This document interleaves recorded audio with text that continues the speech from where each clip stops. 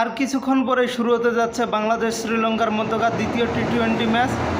এর আগের ম্যাচে বাংলাদেশ কচ্ছপের গতির মতো ব্যাট করে বাংলাদেশ বিশেষ করে ম্যাচটি সেখানে হেরে গিয়েছে, বিশেষ করে নাইম এবং মেহেদী মিরাজের ধীরগতি ব্যাটের কারণে।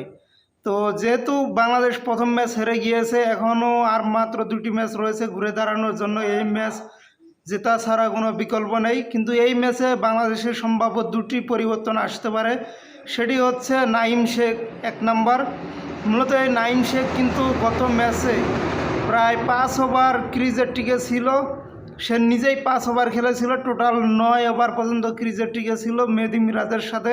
সেখানে কিন্তু সে 29 বলে দৃষ্টিকটু একটি ইনিংস খেলে মাত্র 32 রান। না ছিল তার কোনো 4-6 মারার কোনো একটা অভিজ্ঞতা বা আহামরি ইচ্ছা তো কিছুই ছিল না। সে সেখানেও কিন্তু ডট বল আর সিঙ্গেল খেলছিল।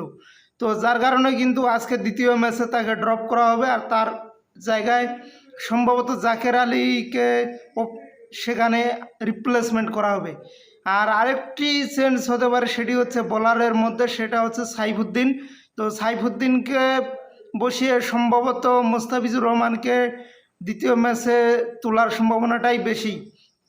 আর যদি আপনার জাকের আলী যদি আগামী ম্যাচে উঠে, তো সেখানে লিটন দাসকে আসলে আপনার কিপার হিসেবে দেখা যাবে না, সে সম্ভবত জাকের আলীকেই কিপার দিবে। তো এখন দেখার বিষয় যে বাংলাদেশ দ্বিতীয় ম্যাচে আসলে ঘুরে দাঁড়াতে পারে কি না, আর বাংলাদেশ কত স্কোর করতে পারে সেটা আপনারা কমেন্ট করে জানিয়ে দিন। তো আজকের এই ভিডিওটি এ পর্যন্তই। সবাই ভালো থাকবেন, সুস্থ থাকবেন, খুদা হাফেজ।